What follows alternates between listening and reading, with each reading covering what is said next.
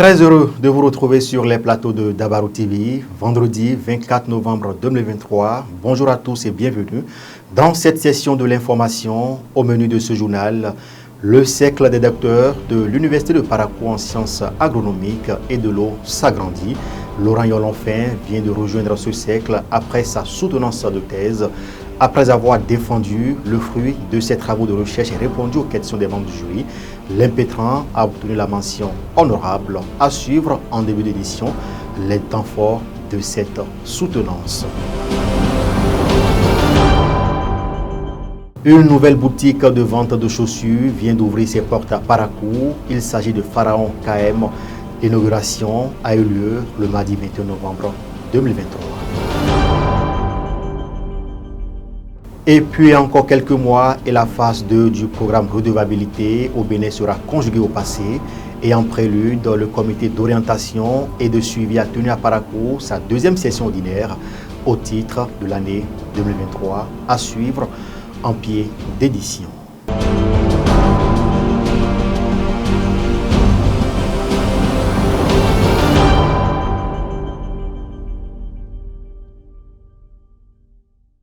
Voilà pour le sommaire, bonjour et bienvenue. Si vous nous rejoignez, je vous le disais en titre il y a un instant, la salle des actes de la faculté de droit et de sciences politiques de l'Université de Parakou a servi de cadre le mercredi 22 novembre dernier à la soutenance de thèse de doctorat de Laurent Yolonfin. L'impétrant a mené ses travaux de recherche à l'école doctorale des sciences agronomiques et de l'eau de Surrole de Savoie. Au thème de la présentation de ses résultats, il a été élevé au grade de docteur en sciences agronomiques, spécialité aménagement et gestion des ressources naturelles avec la mention honorable. Emma Noussou et Suzanne Yarou y étaient à la soutenance. Voici pour vous le reportage. Le cercle des détenteurs du doctorat de Wenhi dans le département du Zou s'agrandit. Laurent Yolonfin, natif de cette localité, vient d'obtenir ce diplôme à l'issue de cette soutenance de thèse doctorale ce mercredi 22 novembre 2023 à l'université de Parakou. L'impétrant a défendu les résultats de ses recherches en français et en anglais devant un jury national et sous-régional axé sur le thème Importance ethnobotanique, écologie, variabilité morphologique et propagation de Diospyros mespiliformis ebenacea au Bénin, Afrique de l'Ouest. Nos recherches sur cette essence forestière, qui est une essence autochtone et fruitière. L'espèce fournit beaucoup de services aux populations et c'est pour cela que nous nous sommes intéressés à cette espèce. Il faut dire que nous avons abordé successivement les aspects ethnobotaniques. Nous avons étudié l'importance ethnobotanique de l'espèce. Nous avons étudié aussi la répartition écologique, la structure écologique et les traits morphologiques de cette espèce au Bénin. Et nous avons fait des essais sur des possibilités de multiplication de cette espèce, aussi bien par voie végétative comme en utilisant les graines de l'espèce. À l'issue de cette soutenance, les membres du jury, après avoir apporté des observations, ont accepté le travail scientifique de l'impétrant, assorti d'une mention honorable. C'est un travail scientifique bien fait, qui respecte les normes donc, de la science. Et c'est pour ça d'ailleurs, ceux qui ont d'abord préévalué le travail, la thèse, ont donné un avis favorable pour qu'il y ait une défense, c'est-à-dire une soutenance de la thèse. La principale observation, c'est que comme c'est rédigé en anglais, et que vous savez qu'habituellement nous étudions ici en français, il y a un grand effort que de rédiger la thèse en anglais, mais il va falloir que l'anglais soit corrigé pour que ça soit de l'anglais soutenu. Non, la décision, c'est que le jury a accepté le travail et lui a donné la mention honorable, qui est le deuxième niveau de mention que nous donnons. Les acteurs de la foresterie béninoise ont désormais un document scientifique à leur portée qui pourra leur servir de base afin de mieux gérer cette filière. Par rapport à l'aménagement des populations et des peuplements de cette espèce, l'espèce pourra être multipliée et mise à disposition, c'est-à-dire sa disponibilité sera vraiment évidente et l'espèce pourra être pérennisée si on met en pratique un certain nombre de décisions qui découlent de cette thèse. Il faut rappeler que le désormais docteur Laurent Nyolonfin a fait ses recherches à l'école doctorale des sciences agronomiques et de l'eau de l'université de Parakou, spécialité aménagement et gestion des ressources naturelles. Ces travaux de recherche, résumés dans un document de 229 pages, avaient pour directrice de thèse le professeur Christian Ouinsavi. Merci à nos reporters pour ce compte-rendu. Autre volet de l'actualité dans cette édition, le programme redevabilité mis en œuvre par l'opérateur JFA Consulting Group avec le financement de la coopération suisse tend progressivement vers sa fin. C'est à cet effet que les acteurs impliqués ont tenu il y a quelques jours dans la cité des Kobourou la deuxième session du comité d'orientation et de suivi. Cette rencontre a permis aux participants justement venus des institutions de l'État et des organisations de la société civile de faire le bilan de mise en œuvre et de formuler des recommandations pour l'atteinte des objectifs. Images et son avec Folaren Yabi et Suzanne Yarou. La deuxième session du comité d'orientation et de suivi de la phase 2 du programme redevabilité au titre de l'année 2023 s'est tenue les mardis 21 et mercredi 22 novembre 2023 à Parakou. Cette session a permis de faire le point de l'ensemble des actions réalisées depuis juin 2020 et de mettre en exergue les indicateurs atteints du cadre logique, lesquels nécessitent un regard spécifique pour les mois restants avant la fin du programme, prévu pour mars 2024. Au début de l'année 2023, en mars passé, nous avons tenu la première session du comité d'orientation et de suivi à Dassa. Donc, en respect de cette disposition de l'arrêté, nous tenons cette deuxième session qui coïncide avec un peu la fin de la mise en œuvre de la deuxième phase du programme redevabilité. Donc c'est une session ordinaire qui permet de faire le point de mise en œuvre des activités au titre de l'année en cours, mais c'est aussi une session qui nous permettra de faire le point de la mise en œuvre de l'ensemble du programme depuis son début jusqu'à cette phase terminale où nous nous retrouvons. Pour le chef domaine gouvernance et éducation de la coopération suisse au Bénin, le fonds de soutien aux initiatives de redevabilité FOSIR a impacté positivement le service public dans plusieurs secteurs. Plus d'une cinquantaine d'organisations de la société civile, avec les moyens financiers d'environ 1 milliard de francs CFA, ont, à travers le FOSIR, permis aux acteurs de la demande de redevabilité d'améliorer l'offre du service public dans les secteurs de la santé, de l'éducation, de l'eau et de l'état civil à partir des mécanismes d'interpellation citoyenne. Cette session a été l'occasion pour le secrétaire général adjoint du ministère de la Justice et de la Législation de remercier tous les acteurs impliqués dans le programme de redevabilité. Je voudrais saisir cette occasion pour adresser mes chaleureux remerciements à la coopération suisse pour avoir accepté de financer ces projets, contribuant ainsi à l'effectivité de la redevabilité et donc de la bonne gouvernance dans notre pays. Je tiens à remercier tous les acteurs impliqués dans le programme. Les résultats obtenus dans le domaine de l'éducation et de la santé dans la mise en œuvre de ce programme sont reluisants. Il faut dire que nous sommes partis du fait qu'il y a une fréquentation de moins en moins dans les centres de santé sur 3 ans. Nous avions donc mis en œuvre une activité appelée évaluation citoyenne. De cette évaluation citoyenne, on a exploré de façon exhaustive les maux qui minent les centres de santé, ce qui empêche les populations donc de fréquenter ces centres. Et honnêtement, les résultats obtenus, nous sommes satisfaits. Depuis que la coopération nous a accompagnés, on peut dire que dans l'ensemble, le résultat est vraiment reluisant et nous-mêmes, en tant que personnes handicapées, nous sommes vraiment fiers de cet accompagnement qui a amélioré notre condition scolaire. Les structures de l'État et les organisations de la société civile ont pris part à cette session. À travers les résultats obtenus au cours de cette session d'orientation et de suivi, le programme redevabilité financé par la coopération suisse et mis en œuvre par JFA Consulting Group est en passe d'atteindre les objectifs fixés.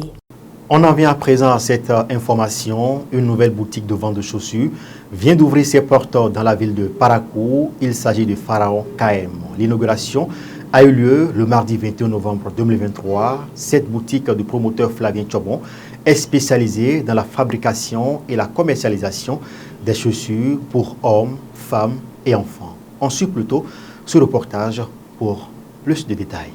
Une nouvelle maroquinerie vient d'être implantée dans la cité des Koborou. Pharaon KM, la nouvelle référence pour les amoureux du beau, de l'élégance et surtout de l'originalité. C'est une boutique de vente de chaussures de qualité pour hommes, femmes et enfants et qui s'adapte à toute occasion. Elle a ouvert ses portes ce mardi 21 novembre 2023 au détour d'une cérémonie inaugurale. À travers cette initiative, le promoteur Flavien Tchobon entend faire la promotion de la consommation locale et démystifier le mythe d'infériorité des cordonniers. L'idée de base d'abord, ce serait valoriser le travail des artisans des cordonniers de Parakou, montrer ce que nous savons faire. À travers cette boutique, on dira que c'est l'œuvre d'un cordonnier. Désormais, ça va un peu changer l'image et la perception qu'on a d'un cordonnier. Ça prouve que nous pouvons mieux faire. Vous pouvez porter ça pour aller n'importe où, que ce soit à la mosquée, à l'église, pour vos cérémonies. C'est des choses qu'on peut laver, vous pouvez plonger ça dans l'eau, vous ressortez, vous séchez. Il n'y a aucun problème par rapport à ça. Dire que ça n'aime pas l'eau, c'est faux. Je fabrique quelque chose de mes mains et pouvoir le revendre et faire la fierté de ceux qui viendront s'en procurer. Pour la circonstance, l'homme de Dieu de la cathédrale Saint-Pierre-Paul de Parakou a procédé à la sanctification et à la bénédiction de ce lieu commercial qui se veut être la nouvelle destination de la population paraguaise. La toute première prière, comme vous le savez, c'est l'action de grâce. Rendre grâce au Seigneur, le remercie. Je remercie d'abord le Seigneur qui l'a accompagné et soutenu dans tout ce qui a été fait ici. C'est en remerciant le prince et le roi qu'on s'attend à ce qu'il donne encore. Donc en remerciant le Seigneur pour ce qu'il a fait jusque-là, je le prie et c'est là ma prière, ma deuxième prière après l'action de grâce. Quand on initie des projets de ce genre, il peut y avoir des moments de découragement, les moments où tout ne marche pas comme on l'aurait voulu. Et je suis convaincu qu'il ne baissera pas les bras parce qu'il est un homme croyant. Un croyant ne baisse pas les bras. Inauguré au grand plaisir de sa clientèle pour mieux répondre à ses goûts, d'autres accessoires très sollicités et appréciés seront également disponibles sur ce site. Pour répondre au goût de tout le monde, on va y associer des chaussures qui proviennent d'autres lieux, que ce soit fabriquées par d'autres cordonniers qui ne sont pas forcément Parakou. Qui dit chaussures pour femmes, il faut l'accompagner de sacs pour que ça puisse se marier. Et avec le temps, il y aura d'autres accessoires qui vont suivre, par exemple comme des montres, bracelets. Mais ça, petitement, nous allons pouvoir associer ça à cela. Pharaon KM dispose d'un cadre assez plaisant où cohabitent confort et splendeur, ne laissant personne indifférent. D'abord, la splendeur du cadre va vous montrer que vous êtes à Pharaon KM. Vous venez, il y a un accueil très chaleureux. J'ai été très émerveillé par la qualité des chaussures qui sont exposées, par la finesse du travail et par l'esthétique qui entoure toute la création, toute la fabrication de ces chaussures. C'est un autre niveau en termes de vente des chaussures à Parakou. C'est également un autre niveau en termes de promotion du consommation local. L'aisance visite des fins connaisseurs de la beauté en ces lieux et les nombreuses commandes faites sur place démontrent à suffisance leur satisfaction vis-à-vis des offres de Pharaon KM. Quand je suis rentrée, non, franchement, il y a du ouf. Je vous exhorte à faire un tour, même si c'est pour regarder et vérifier, voir la qualité. Ou même personne ne vous invitera avant que vous ne faisiez l'achat. J'invite la population à sortir massivement, à venir découvrir les chaussures de Pharaon KM. C'est des chaussures vraiment de très bonne qualité. Les populations de Parakou et des environs n'ont plus à chercher loin la qualité et la finesse, puisque désormais installées sous leur nez. Nous sommes à l'approche des fêtes de fin d'année, donc ce que j'aimerais dire à la population et paraquoise, c'est qu'ils n'ont plus besoin désormais d'aller si loin pour aller se chercher de jolis souliers. Nous avons désormais presque tout ici à Parakou. Il suffit de bien se renseigner et je pense que déjà en venant ici pour visiter et je leur assure qu'ils auront satisfaction de leur goût et nous allons travailler à cela. Pour un usage quotidien de ces chaussures, Pharaon KM offre une garantie de 6 à 12 mois à sa clientèle. La boutique est située au quartier Bundaru, juste en face du siège de la Société nationale des eaux du Bénin. Contactez le +229 53 98 21 26 ou encore le 94 46 90 32 pour plus d'informations. C'est un reportage qui porte la signature de Romarika Fadiabe et Gloria Chabi.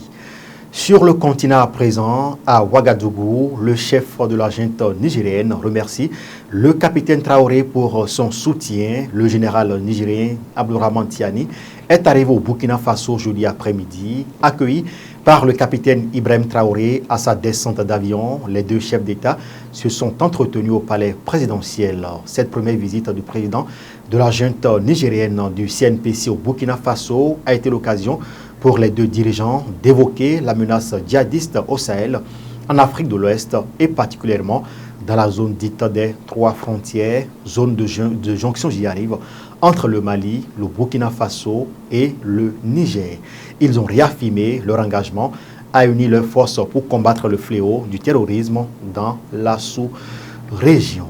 Au Tchad à présent, jeudi noir dans ce pays, le Conseil national de transition qui a fait office de Parlement du Tchad a adopté ce jeudi 23 novembre la loi d'amnistie proposée par le gouvernement par 145 votes pour, 6 contre et 2 abstentions. Ce test couvre tous les participants, civils ou militaires, déjà poursuivis ou non aux violences du 20 octobre 2022. Ce jeudi noir qui a fait entre 73 selon le gouvernement et au moins 218 morts selon la Ligue tchadienne des droits de l'homme, issu de l'accord signé fin octobre à Kinshasa avec l'opposant Succès Masra. Il fait débat dans le pays et malgré ce votelage, les échanges au CNT ont été animés, mais pas forcément dans le sens attendu.